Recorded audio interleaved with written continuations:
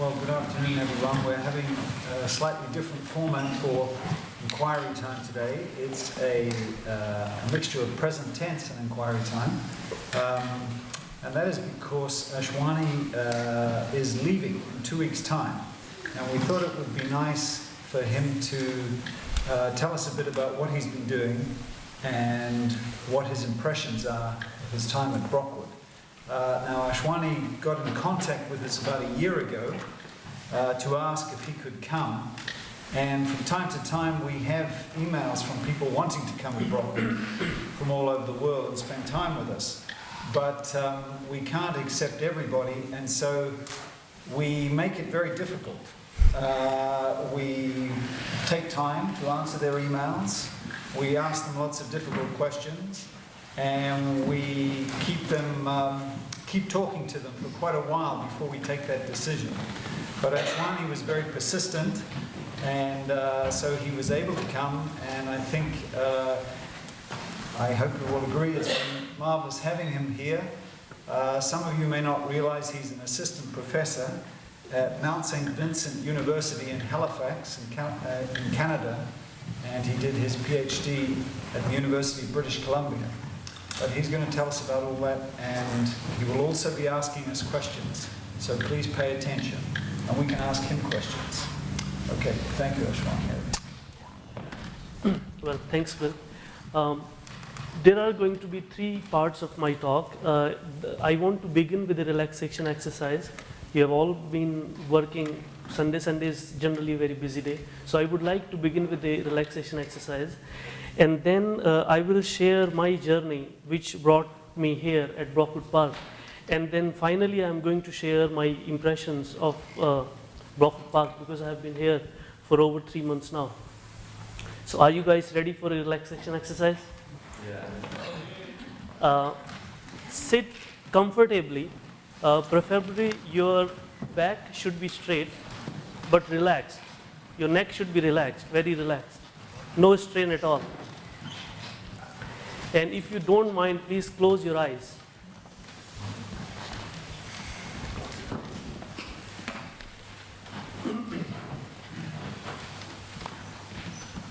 Now begin to exhale deeply, but slowly. Just exhale, don't inhale. Inhalation will come on its own.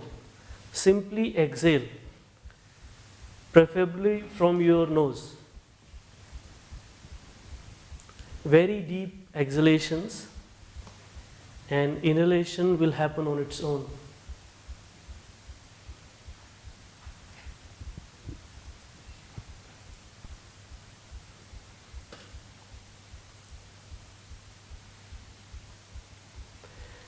Now begin to observe your body from the very bottom, from the toe, and slowly move upward through your legs, through stomach, through chest, through face, to the top of your head.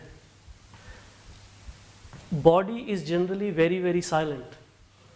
In spite of all the movement that is going on in the body, it's a very complex organism, and it is moving very, very fast all the time. But still in that movement there is a harmony and silence. But in the modern civilization, due to a lot of suppression of the body, and also due to a lot of indulgence of the body, it has become very, very restless. And that's why most people find it very difficult to sit quietly. So it's nothing wrong. But if you sit silently, that gives you an assessment of your body, an understanding of your body, that if it is tense, then you have to understand why it is tense. Because sitting silently or lying down silently and quietly and observing is natural. But it has become a hard work for us or struggle for us, because body has become very, very unnatural because of our social systems. Now if you observe it very gently, don't strain yourself at all. Come to your breath. Your breath will give you a lot of understanding about your mind. If you're angry, it affects your breath. It becomes very fast. If you are fearful, your breath will happen in a different way. If you are silent and quiet, your breath has a very gracious movement. It's very deep and slow. So watch it, but don't try to make it slow or deep. Just watch it. The beauty is if you watch it very, very carefully, it becomes deep and slow on its own. Now come back to your brain. Brain is basically the constant movement. It is a dynamo that is moving all the time, day in and day out. It is never silent, whether you are asleep or awake. And you can basically say all our desires, conflicts, images, love, hate, jealousy, happiness, this whole movement is this movement of the brain. So basically you, what you call yourself is nothing, or what I call myself is nothing but this constant movement of the brain. Now you can ask yourself, can this movement become aware of itself? Because it is very, very mechanical, unless in certain exceptional circumstances. It keeps moving on its own. It doesn't depend on you.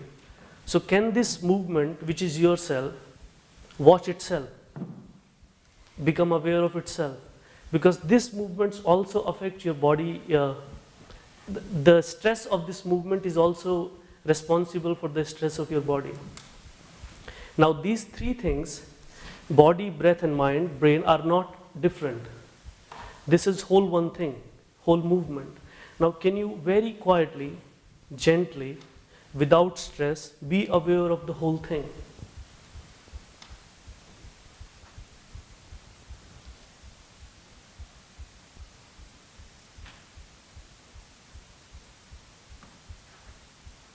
One of the beauty of Brockwood Park is, then if you are silent, then you can listen to the silence here.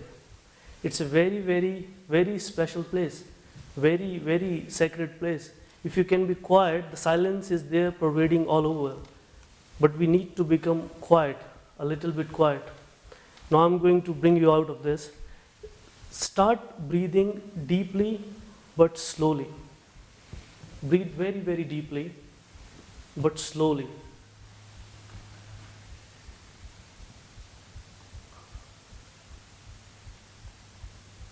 Couple of more breaths.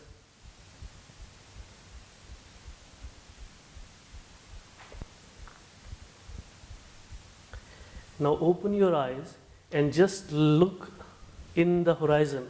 Don't focus on anything. Just look without focusing on anything.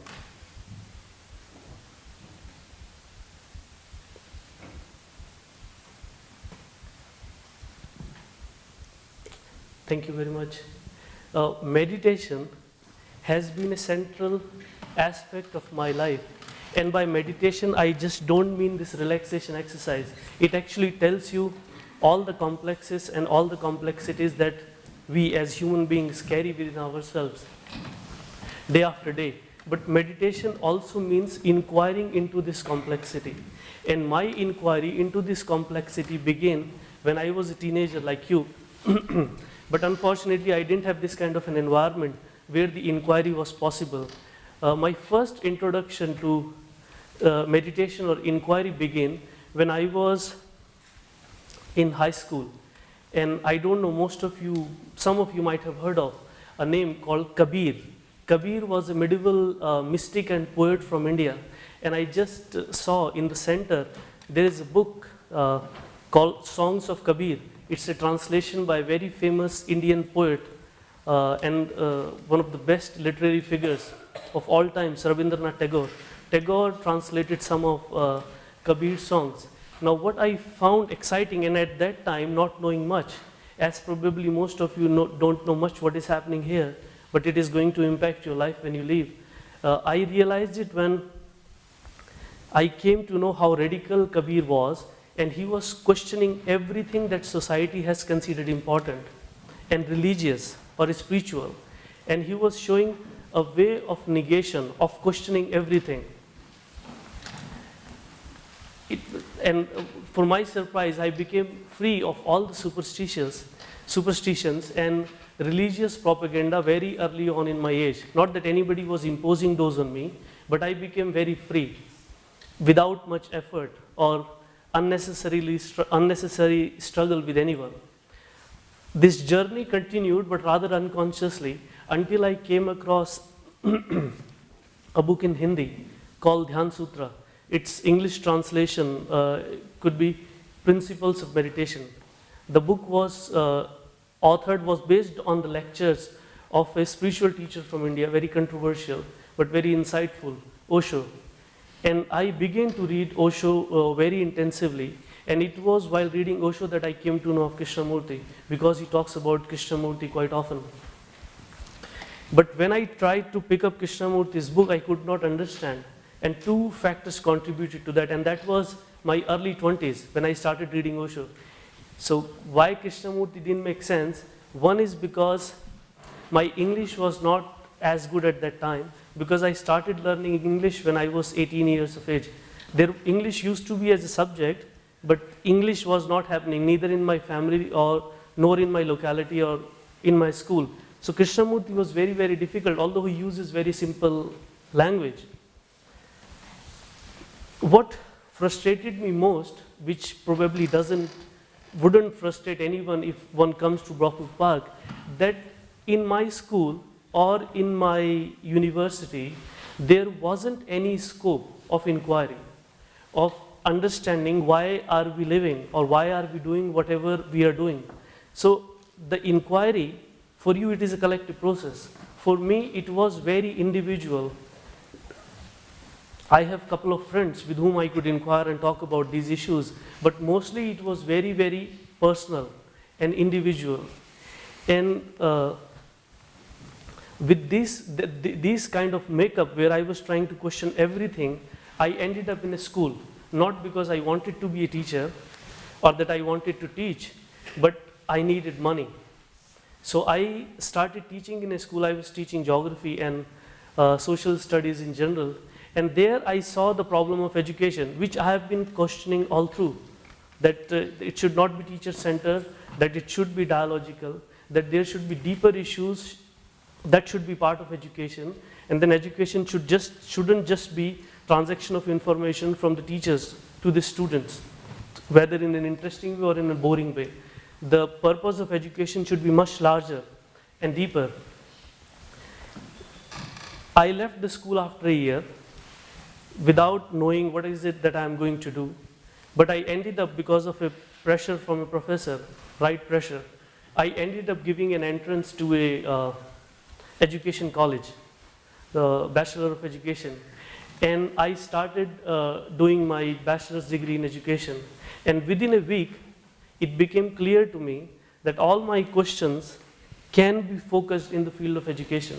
Because the purpose of the field of education, to me, is to bring about the transformation of human beings. And what could be a better area other than education? So within a week, I knew that I'm going to stay in this field, and that was in 2003 or 2004. Now, it was in the education library at the University of Delhi where I came across Krishnamurti's books again, 10, 12 books. And what I did during my stay at the education department is to primarily read Krishnamurti's books. And I really became very, very interested in the way he perceives consciousness and the way he understands the notion of meditation, which is very, very different from the mostly accepted notions, and the passion he had for the transformation and the emphasis that he gave to the role of education in bringing about this transformation. So that time onward, I really became focused on understanding Krishnamurti, and I tried to bring him a little bit in my master's thesis, where I claimed that although the social transformation is very, very important, and I'm very interested in it, but it cannot be brought about unless there is also a personal transformation, because individual and society are not two things. It is one movement, but we try to split it and create misery for ourselves. With this understanding, I did masters and taught in the same school for 2 years. I did masters part-time. And then I decided to go abroad to do PhD. Some of my teachers recommended it, that if I really want to pursue academics, then it is better, because education field as a field of research is not very well developed in India. So they suggested that I should go out and study, and that brought me to University of British Columbia in Vancouver. And there, in the beginning, I was not sure whether I'm going to write a thesis on Krishnamurti. So I was doing something and bringing a little bit of Krishnamurti here and there, but soon I realized that because of two reasons. One, I was questioned that I shouldn't bring Krishnamurti because he doesn't belong in the academia. And second, it became clear to me that unless I bring Krishnamurti in academia, there are so many questions which are unanswered. For example, for academia, thought is most important. Intellectual advancement, advancement of the thought. Without understanding that the instrument which we are using to advance itself may be faulty, which is Krishnamurti's main idea, main understanding, that thought in itself is fragmentary. So whatever it does is fragmentary. So how can you depend on something, some instrument which in itself is problematic or has brought about so many problematic things in our society? So I decided to do a thesis on Krishnamurti, and luckily I got a very senior professor, very world-renowned professor, William Pienaar, who really helped me. He questioned me and challenged me a lot, but he never suppressed me. So I could do a thesis on Krishnamurti. Now what I did in my thesis, very briefly, one point that I stressed, and it is heavily influenced by my readings of Krishnamurti, one point that I stressed was that human consciousness is in crisis, is in conflict. And this is not a philosophical statement. Even in a minute of relaxation exercise that we did, we could see how our brain is moving. It is constantly moving. It is a movement of conflicts and images and desires all the time. So this is not very difficult to understand, that the human consciousness is in crisis. And interestingly, this crisis is not limited to itself. Whatever it does, it brings about crisis. And all the social problems that we see, the religious conflicts and the racial conflicts and the ecological crisis, they all are connected with how human beings have interacted with one another and with the environment. So that was my first point, that the consciousness is in crisis. And this crisis is reflected and perpetuated through education. So education and consciousness are not two different things. Education is basically the movement of this consciousness. For example, fear, if you observe yourself, you will see that one of the reasons why we act, why we do things, is because of fear. Fear affects and influences most of the things we do. If we go deeply, we will see it. And if you see in education, fear has a very important place. By means of discipline, by means of authority, by means of conformity, which you, I think, and I have seen, try to challenge to the best you can, so that students don't do things because of fear, that they do things because they really want to do it, because they are really interested in it, and they love it. But in public education system, it is the fear that controls, and fear can be very subtle. It can be fear of success, of not succeeding, of not getting what you want. It is very, very subtle. And if you see the movement of your life daily, you will see how significant a role it plays. The another factor, another example I can give you is, Krishnamurti uses a word which I think most of you are familiar, becoming. And he uses becoming in a very, very distinct sense. What he means by it is that our whole being is moving from what we are to what do we want to become. So it is always a movement from here to there. It is always moving. And if you see in society, it's very easy to find. If you go into any education, any institution, it is the ambition that is emphasized a lot rather than what you are deeply interested in. And ambition basically means not understanding and going into what you are, what you're really interested in, but do something that will bring you, that will make your life better, or that will bring more assets to you or more property to you. So basically, education is not helping us understand our psychological state, present psychological state, but it's giving us false ideals and ambitions, and that brings about a lot of conflict. So these were the 2 points that I emphasized quite strongly, that the human consciousness is in crisis and that education is not separate from it. Actually, it is very important part of it, and it helps contributing and perpetuating this crisis further. Now, if consciousness is in crisis, and by the way, I'm not posing consciousness as any philosophical or intellectual construct. It is an existential problem. Fear is not a philosophical thing. It is happening in us every day. So, if you want to understand fear, you cannot understand it through an intellectual or philosophical process. That means you cannot analyze it to its very depth. The more you will analyze it, actually more it will perpetuate itself further. So if the crisis is existential, you need an existential approach to respond to it. And because of my reading of Krishnamurti and some other spiritual teachers, I think that without meditative inquiry, this consciousness cannot be understood. What we did today as an exercise is part of meditative inquiry. And you don't have to do it this way. The essence is that one has to observe oneself. That is the essence. And unless one inquires very, very deeply, the crisis continues. And this consciousness basically is a mechanical movement. And meditative inquiry is contrary. It is a conscious movement. It is a movement of awareness, of watching what is going on inside.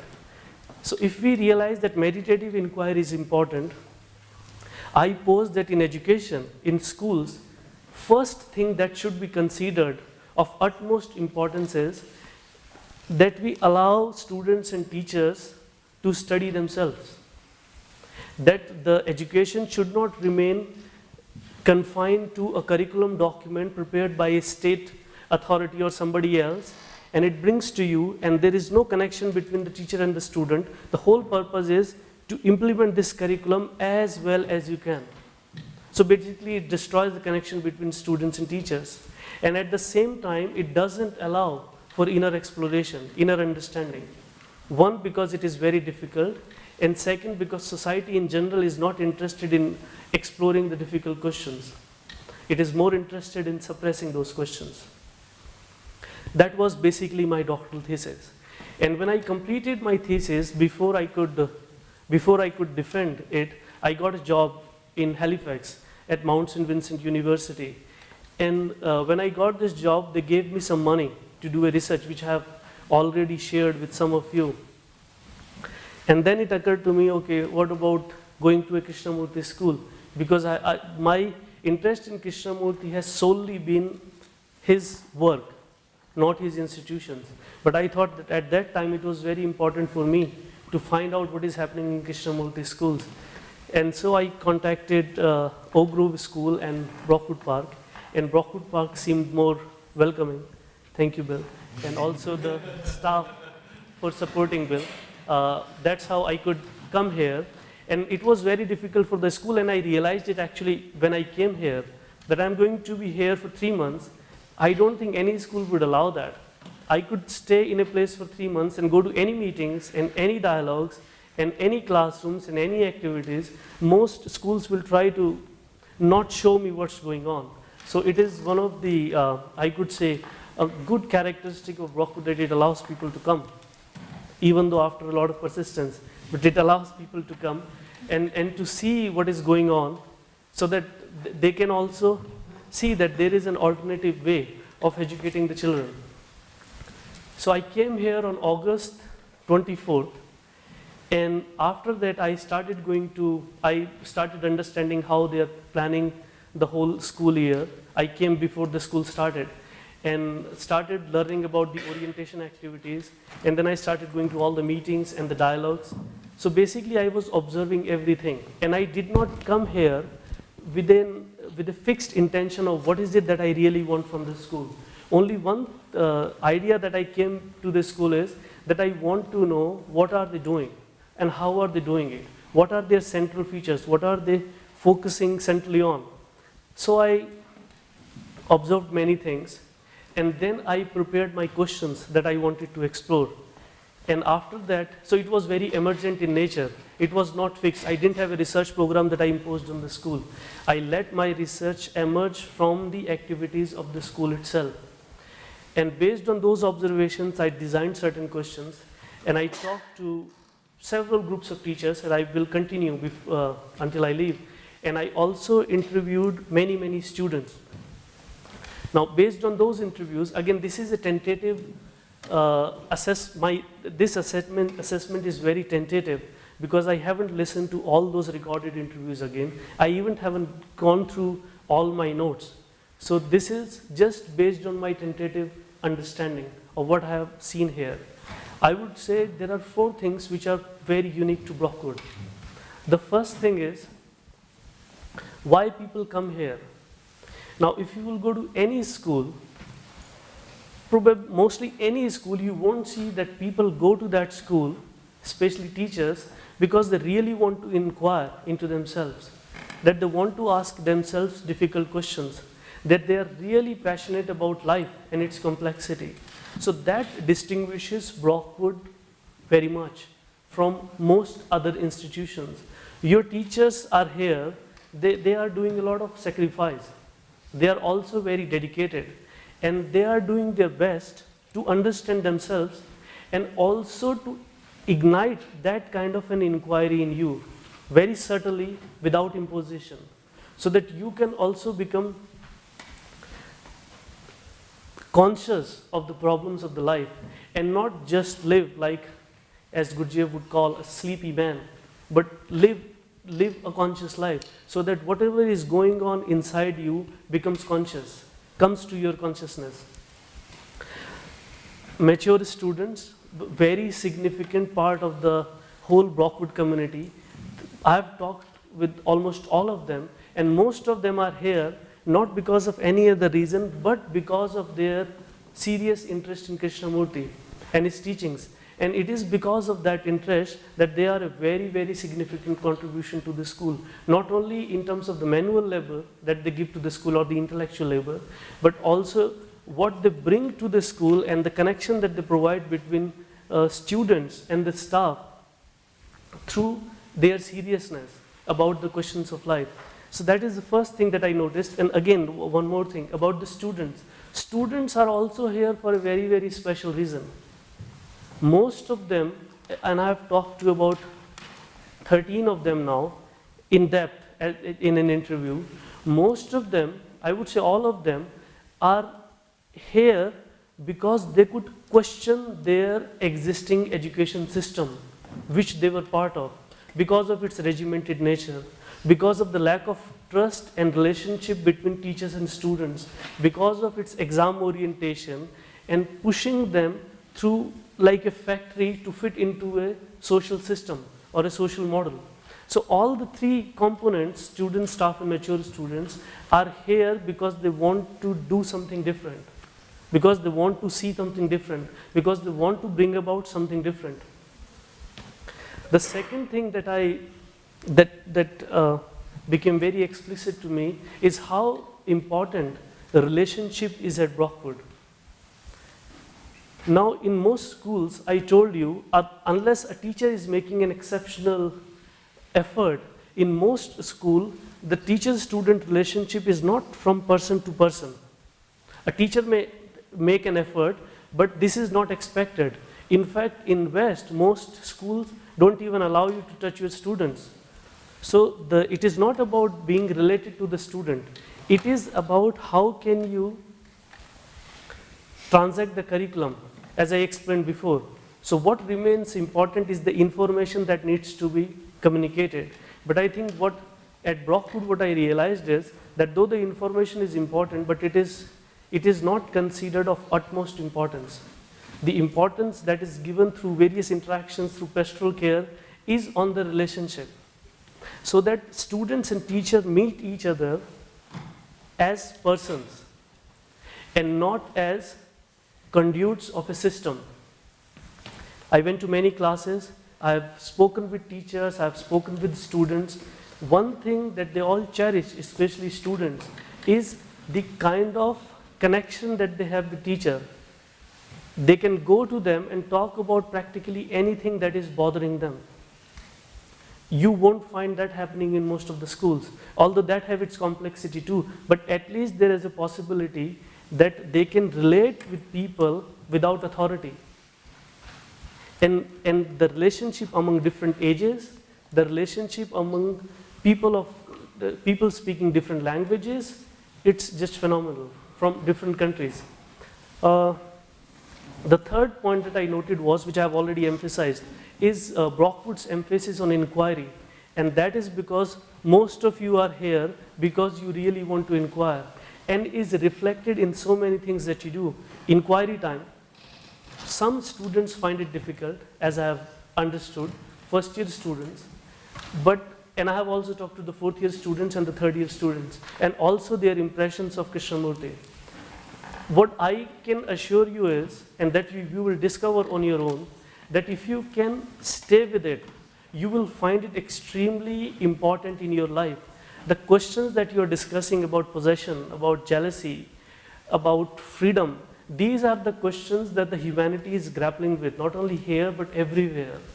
So you are so fortunate, extremely fortunate, that you don't have to suppress these things, that you can bring that on table, and your teachers are actually going to help you bring those things out. So at whatever level, in a school, if this is happening, I would say this is remarkable.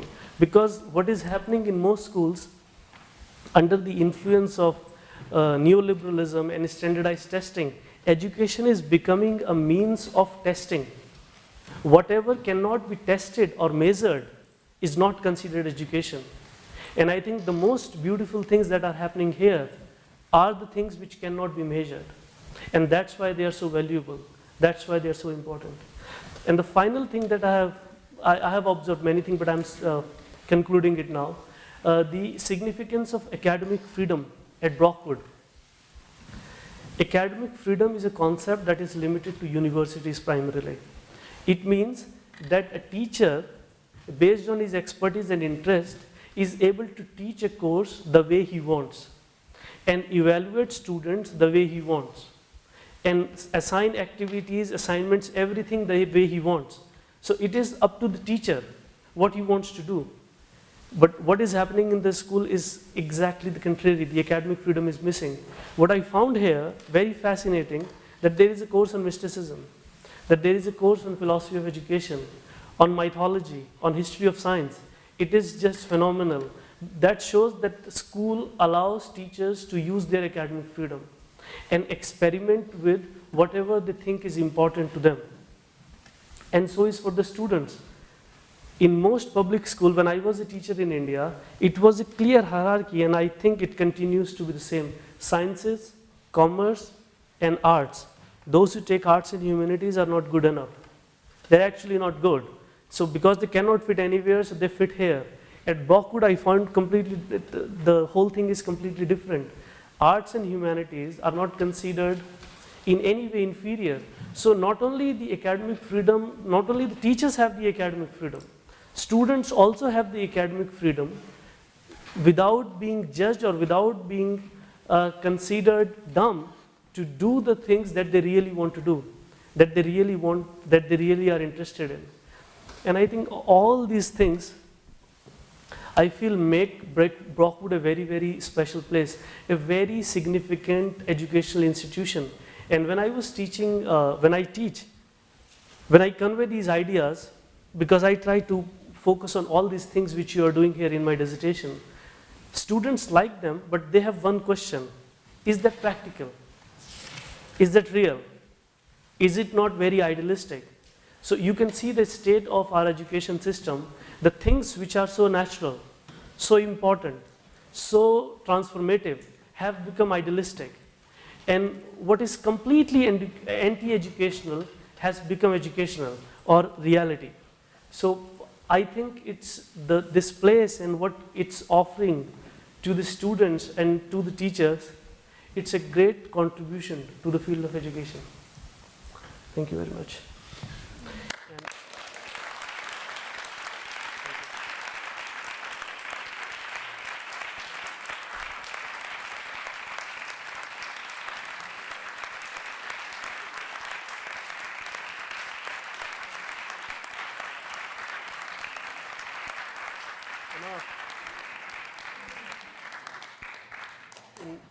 Please, if you have any questions. come on, in a direct Brockwood style. Ask your questions. Are you ever thinking of coming back to Brockwood? Yes. I don't know exactly when, but definitely I will remain connected. Thank you. Ashwani, you've talked a lot about how you got here and your interests. What are you going to do, or what do you think you're going to do after this? I already have a job, so I will continue with that unless I decide something else. And what I collected from here, I intend to write something about it because it's important. Does that answer your question? Yeah. Okay. So that's fun talking to you here now because I know almost all of you now.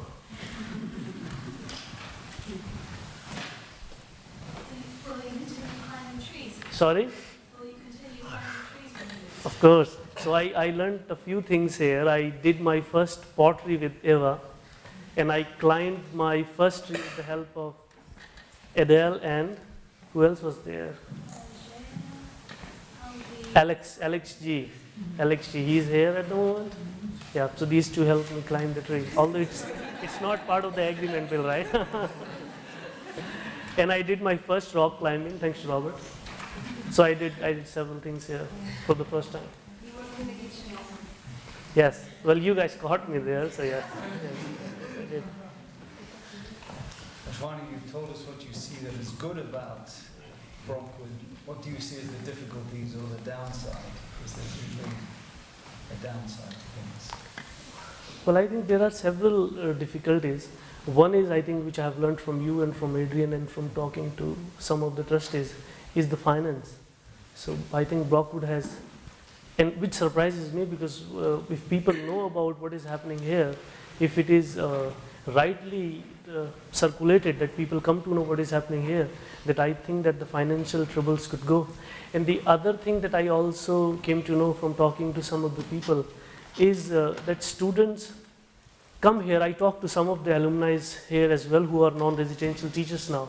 They said when they used to come here, they used to come here not for any instrumental purpose, that they would learn English or that they want to pass examinations and go to universities in the UK. They came here because they really found value in being here. And they stayed here for 4 or 5 years. But what has been pointed out to me is that most students don't stay for long. Not that they don't like it, but they have some other reasons, and the financial reasons can be one of those reasons. But those of you who could stay, I think it is important to stay in this place to, I think, at least 3 to 4 years. And another thing I think is the issue of language. In some of the classes, I think some teachers made real strong effort to make sure that students follow what is being taught.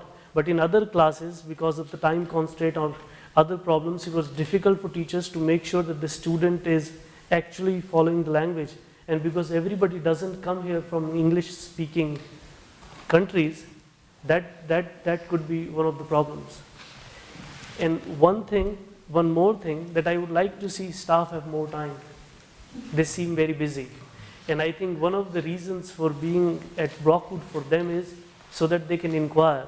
And you cannot inquire if you don't have time. So there is no alternative to free time.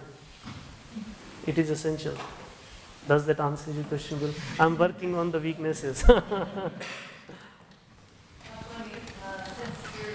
here to research, I guess, on the approach to teaching here at Brockwood and learning and relationships between teachers and students, is there anything that you've learned in terms of yourself as a teacher and how you something you want to take back with you to your own work? And also, is there anything in the way that you've done your presentation that's something that reflects some learning about that? Well, I generally do presentation like this. But about the teaching and learning, one thing that I also try to convey to my students, which I saw here and I wish if I could do it, is that there is a very, very affectionate relationship within the students people say teenagers create a lot of problem and this and that. I see that they are very affectionate, not only towards each other, they were very affectionate and considerate towards me. So one thing is, how can affection come between teachers and students?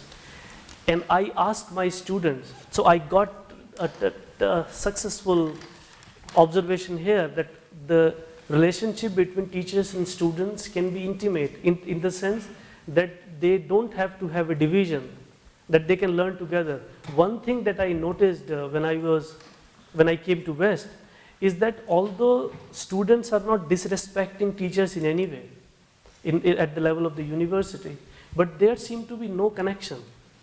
So I ask this question to my students whenever I begin class or in the middle of the class, because I think that's something that has become common to West, that education is a commodity that you have to sell and purchase, and professor is there or teacher is there to implement, to sell you what you expect because you are paying, so you want back that. So I think at Brockwood that is different. The relationship is very, very affectionate, and I would like to see it happening with me and my students, and I try it, and I would like to see it more, and also show them the possibility that it doesn't have to be divisive. It can be a working together relationship, learning together relationship. Does that answer your questions and so on? We can follow more about it. Okay, thank you. In your classes in your university, do you have the freedom to teach whatever you want to teach? Mostly, yes.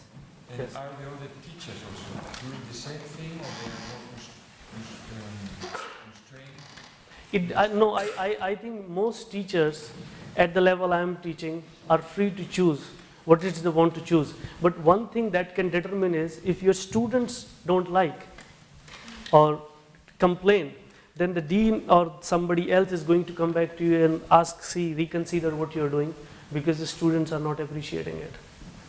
But otherwise you are free to choose. Nobody is going to tell you design this syllabus or include this or exclude that.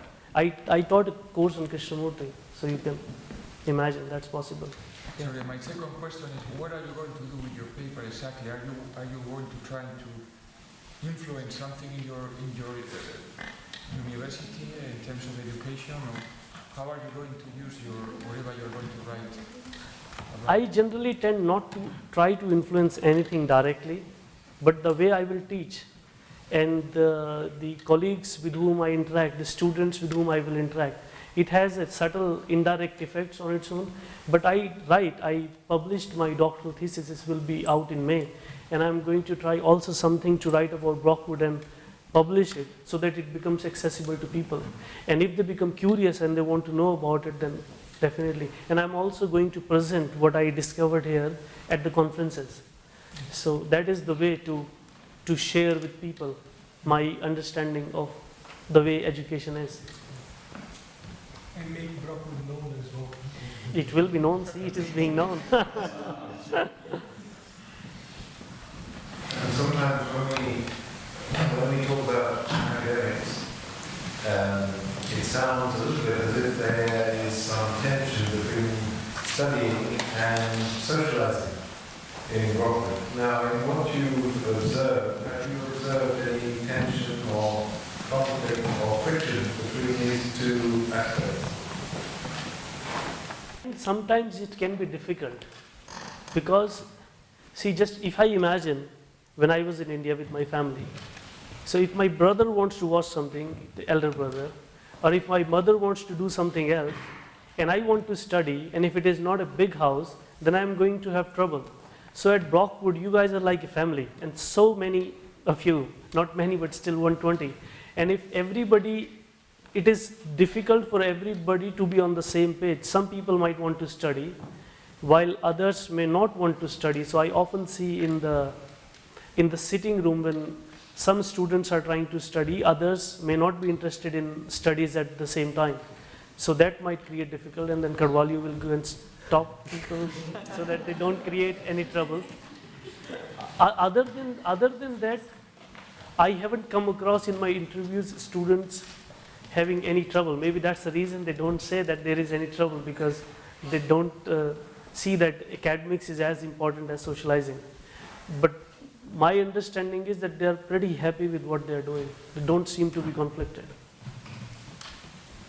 I haven't answered your question very well. I'll have to think about it.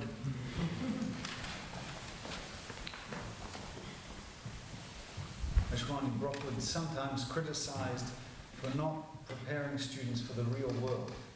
You know, that the real world is competitive and aggressive and tough, and Brockwood is a bit of a bubble, and that when students go out, they struggle. What's your feeling about that? They may definitely struggle, because what is happening here, as you said, is trying to question everything that society has considered valuable. Competition and ambition and acquisition. So if you are questioning everything, then when these guys are going to go out, they are going to face some difficulties and some problems. But I think that is what should happen, because that friction will also allow them to inquire and learn, rather than following the system that is set up by the society. That's an easy way, right? This happens in the society, and we also do exactly here. Then we are not educating.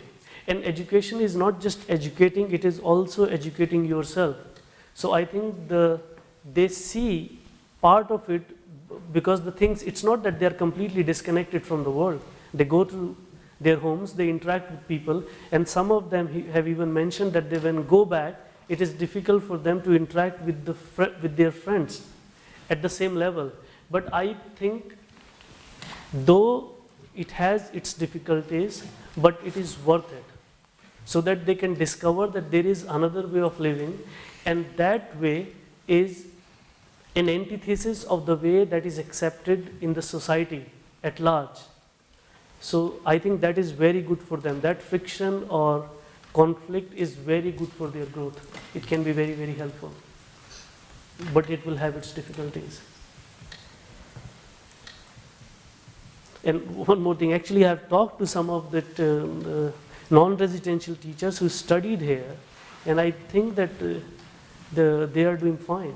Actually they are grateful for, very, very grateful for whatever they have got here. One of them actually said that he could have been what he is without Brockwood.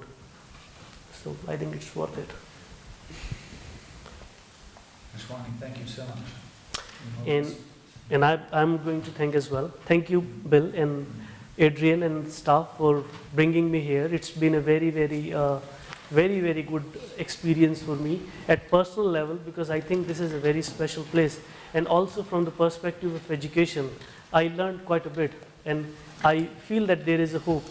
And thanks to mature students for spending time with me. They are my best friends here. And thanks to students for being so affectionate and considerate, and also for giving me the opportunity to have conversations with you.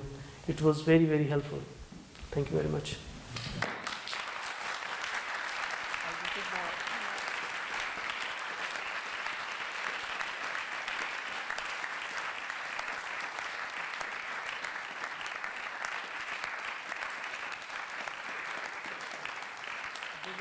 I finished it quite fast. Should we finish with 3 minutes of silence?